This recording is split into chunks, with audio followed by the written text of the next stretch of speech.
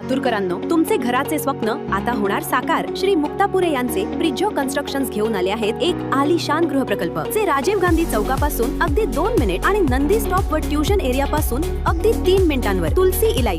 परवाच आम्ही एक व्हिडिओ केला होता आणि सांगितलं होतं की सुनील तटकरे यांची राष्ट्रवादी काँग्रेसच्या प्रदेशच्या अध्यक्षपदावरून उचलबांगडी होते आणि त्याची प्रक्रिया सुरू झाली आहे किंवा आमदारांची सह्याची मोहीम झाली आहे. इतकंही सांगितलं होतं की 40% सह्या पूर्ण झालेल्या आहेत. 2-3 दिवसामध्ये या सह्या पूर्ण होतील आणि सुनील तटकरे यांना त्यांच्या अध्यक्षपदावरून महाराष्ट्राच्या बाजूला केलं जाईल किंवा त्यांची उचलबांगडी केली जाईल असं म्हटलं होतं. वाटल्यास आपण 2 दिवस अगोदर जाऊन रिंगणवर हा व्हिडिओ पाहू शकता. परंतु या सगळ्या प्रक्रियेमध्ये आता मोठा बदल झालेला आहे. जी प्रोसेस, जे काम सुरू होतं सुनील तटकरे यांच्या बाबतीमध्ये, प्रफुल्ल पटेलांच्या बाबतीमध्ये, हे सगळं काम थांबलेलं आहे. का? याच्या पाठीमागे नेमकं कोण आहे, कोणाचा निरोप कोणाला गेला, कशामुळे ही प्रक्रिया थांबली, या अत्यंत महत्वाच्या विषयावर मी आज आपल्याशी बोलणार आहे. नमस्कार, मी राजू पाटील आणि आपण पाहत आहे द रिंगण लाईव्ह. मित्रांनो, अजूनही आपण रिंगण लाईव्ह हे आपलं लोकप्रिय चॅनल सबस्क्राईब केलं नसेल तर माझी आपल्याला विनंती आहे, जरूर सबस्क्राईब करा. आवडल्यानंतर शेअरही करा, लाईक करायला तर विसरूच नका.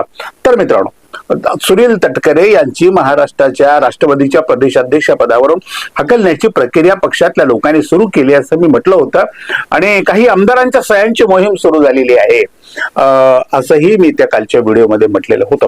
परंतु आज तारखेला, या क्षणाला, आजच्या काही परिस्थिती पूर्णपणे बदलली असल्याची खात्रीला एक माहिती मिळालेली आहे. जेव्हा सुनील तटकरे यांना या पदावरून हटवण्याची प्रक्रिया सुरू झाल्याची बातमी किंवा प्रफुल्ल पटेल यांना कार्याध्यक्ष पदावरून दूर करण्याची बातमी जेव्हा देवेंद्र फडणवीसांच्या कानावर गेली, महाराष्ट्र राज्याचे मुख्यमंत्री आणि या महायुतीचे ते प्रमुख आहेत, 3 पक्ष जरी असले तर देवेंद्र फडणवीसांच्या आदेशानेच बाकीचे पक्ष चालतात असं आता असं म्हटलं जाऊ शकतं. त्यांना ही बातमी कळल्यानंतर त्यांनी या प्रक्रियेमध्ये नेमकं कोण आहे, तर या प्रक्रियेमध्ये होते पार्थ पवार आणि पार्थ पवारांच्या आदेशाने किंवा त्यांच्या सल्ला मसलत त्यांच्याबरोबर करून अशा पद्धतीची एक सह्यांची मोहीम सुरू झाली होती. तेव्हा बातमी अशी समजते किंवा अशी कळते की मुख्यमंत्र्यांनी पार्थ पवार यांच्याकडे एक निरोप पाठवला की जी मोहीम तुम्ही हाती घेतलेली आहे ही वेळीच थांबवा. ही मोहीम जर पुढे गेली तर भविष्यामध्ये खूप अडचणी निर्माण होऊ शकतात. अशा पद्धतीचा एक अर्धवट निरोप पार्थ पवारांच्याकडे गेला आणि पार्थ पवारांनी आपली भूमिका पूर्णपणे बदलली. मग आता का भूमिका बदलली असेल, तुम्ही ते ट्विट पार्थ पवारांचं पाहिलं असेल की प्रफुल्ल पटेल हे आमचे नेते आहेत किंवा सुनील तटकरे हे नेते आहेत पक्षाचे, त्यांचं योगदान वगैरे फार वर्षाचं आहे, अनेक दशकांचं आहे, मोठं आहे वगैरे वगैरे. काय बदल झाला एवढा?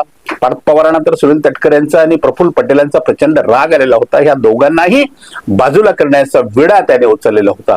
त्याचं कारणही होतं की त्यांनी ज्या पद्धतीचं पत्र दादांच्या निधनानंतर 18व्या दिवशी निवडणूक आयोगाला दिलेलं पत्र होतं आणि त्या पत्रामध्ये यानंतरचे सर्व अधिकार हे कार्याध्यक्षांच्या आदेशाने किंवा स्वाक्षरीने होतील आणि कार्याध्यक्षांचे म्हणतील त्या पद्धतीनेच पुढचं पक्ष चालेल असं म्हटलं होतं. मग याचा पार्थ पवारांना किंवा सुनेत्राताईंना किंवा जय पवारांना प्रचंड राग आला होता की आपल्यापासून हा पक्षच बाजूला करण्याचा किंवा घेऊन जाण्याचा प्रयत्न हे दोघं, सुनील तटकरे आणि प्रफुल्ल पटेल, हे दोघं करतायत. ही गोष्ट त्यांच्या लक्षात आल्यामुळे त्यांना प्रचंड प्रमाणामध्ये राग आलेला होता आणि या रागाचा परिणाम म्हणून या दोघांना त्या पदावरून दूर करण्याची प्रक्रिया या पार्थ पवारांच्या आदेशाने, सांकेतिक आदेशाने, मी असा शब्द प्रयोग करतो की पुन्हा तुम्ही म्हणाल की असा आदेश दिला होता, याला काय पुरावा, तर सांकेतिक आदेशाने जी प्रक्रिया सुरू झालेली होती ती प्रक्रिया आता पूर्णपणे थांबली. ती थांबण्याचं कारण देवेंद्र फडणवीस आहे. देवेंद्र फडणवीसांनी काय निरोप दिला असेल पार्थ पवारांना? निरोप दिला का धमकी दिली? असं जर तुम्ही काय केलं, या पटेल आणि तटकरेंना हटवलं तर अनेक प्रश्न उद्भवू शकतात. म्हणजे काय होऊ शकतं? पार्थ पवारांच्या पुन्हा चौकशा होऊ शकतात का? पार्थ पवारांच्या काही फाईल्स त्यांच्याकडे आहेत का? राष्ट्रवादीची काही गुपित गौडबंगाल हे मुख्यमंत्र्याकडे आहे का? किंवा पार्थ पवारांची भविष्यातली आता येणारी खासदारकी अडचणीत येणार होती का? सुनेत्रा पवारांची निवड नेतेपदाची अडचणीत येणार होती का? काय असं होतं की हे सुनील तटकरे आणि या दोघांना पटेलांना वाचवण्यासाठी राज्याचे मुख्यमंत्री पुढे आले. त्यांना वाचवलं. आता पुढे कारवाई होणार नाही, कारण राष्ट्रवादी काँग्रेसमध्ये आता स्वतःच्या बळावर चालणारा किंवा स्वतः निर्णय घेणारा पक्ष आता राष्ट्रवादी काँग्रेस कुठं उरल्या. दादा होते तेव्हा राष्ट्रवादी काँग्रेसमध्ये एक दरारा होता. दादा एक हाती निर्णय दादा घेत होते.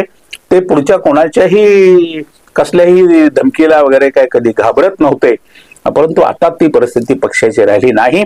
पक्षाला आता देवेंद्र फडणवीसांच्या आदेशानं आपली धोरणं ठरवावी लागतात. दुर्दैव आहे राष्ट्रवादी काँग्रेसचं की हा राष्ट्रवादी काँग्रेस अजित पवारांचा हा जो आजचा पक्ष आहे, हा पक्ष येत्या 3-4 वर्षात टिकेल का नाही टिकेल, किंवा विधानसभा निवडणूक 2029 मध्ये या पक्षाची नेमकी अवस्था काय होईल असा सुद्धा प्रश्न आता निर्माण झालाय. कारण सुनेत्रा पवार हे राष्ट्रीय अध्यक्ष असले तरी किंवा पार्थ पवार वगैरे आता हे सगळं काम पाहत असले तरी त्यांचे अंतिम आदेश देवेंद्र फडणवीसांचे मानतात. तेव्हा त्यांचा आदेश आला तर ते आपली भूमिका बदलतात पूर्णपणानं. त्यामुळं भविष्यामध्ये आता तिकीट कोणाची कापायची, तिकीट कोणाला द्यायची, कुठल्या मतदारसंघातून द्यायची, हे सगळे निर्णय आता फडणवीस साहेब घेणार आहेत. म्हणजे आता सध्या फडणवीस हे राष्ट्रवादी काँग्रेस अजित पवार हा पक्षही चालवतात, त्यांची भारतीय जनता पार्टी चालवतात. या दोन पक्ष सध्या महाराष्ट्राचे मुख्यमंत्री चालवत आहेत. मी अनेक व्हिडिओमध्ये म्हटलेलं आहे की या दोन पक्षाचं अस्तित्व संपवण्याचा जो विडा आहे, हा विडा राज्याच्या मुख्यमंत्र्यांनी उचललेला आहे.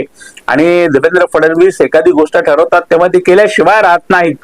यांना संपवणार म्हणजे संपवणार. कालचा हा जो निर्णय आहे, हा निर्णय राष्ट्रवादी काँग्रेस पक्षासाठी किती घातक ठरू शकतो ही गोष्ट आता लपवून राहिलेली नाही. ज्या आमदाराने सुनील तटकरे यांना पक्षाच्या अध्यक्षपदावरून काढावं अशा पद्धतीच्या सहाय्या केल्या किंवा त्या मोमेंटमध्ये होते, त्यांची किती मोठी अडचण आता झालेली आहे. सुनील तटकरेंच्या समोर आता काय तोंडाने जावं असा प्रश्न सुद्धा त्या आमदारांच्या समोर पडलेला आहे. त्यामुळे पक्षामध्ये संपूर्णपणे गोंधळ, संभ्रमाची अवस्था, निर्णय क्षमता नसणे, कोण आपला नेता मानावं, कोणाकडे पाहून काम करावं, कोणाकडे पाहून एखाद्या गोष्टीची हिंमत करावी, असे अनेक प्रश्न राष्ट्रवादी काँग्रेस शरद पवार यांच्यामध्ये, अजित पवार यांच्या गटामध्ये निर्माण झालेले आहेत. बघा कसं असतं, एखादं प्रमुख नेतृत्व, एक मजबूत खुट्टा आपण ज्याला म्हणतो, हा जर नसेल ना तर एखाद्या कुटुंबातला जर एक मोठा करता माणूस गेला तर त्या कुटुंबाची जी वाताहत होते, त्यांची लेकरं व्यवस्थित एका लाईन मध्ये चालत नाहीत, त्यांच्या घरातल्या परिवारातल्या अनेक सदस्याची तोंड अनेक दिशेला होतात, अशीच परिस्थिती राष्ट्रवादी काँग्रेस अजित पवार गटाची झाल्याची आपल्याला पाहायला मिळते.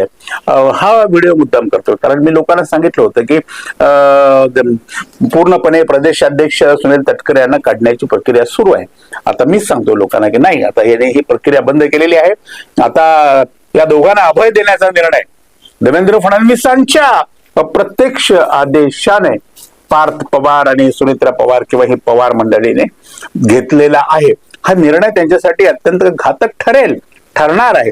परंतु देवेंद्र फडणवीसांना केंद्रामधल्या सरकारला त्या जेवढी काही मदत या लोकांची घेता येईल तेवढीच घ्यायची. यांचं वाटोळं झालं तर त्यांचं काही जाणार नाही. किंवा महाराष्ट्रामध्ये त्यांना जिथे म्हणून या सगळ्या लोकांना आपल्या कामासाठी, आपल्या सरकारसाठी वापरून घ्यायचं तिथे ते घेणार आहे.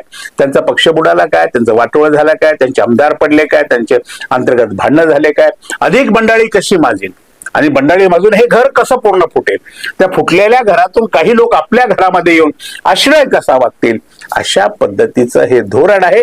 आणि या धोरणामध्ये ते पूर्णपणे यशस्वी होत चालले आहे. मित्रांनो, तुम्हाला काय वाटतं जरूर कमेंट करा आणि पाहत रहा रिंगल लाईव्ह, आवाज महाराष्ट्राचा.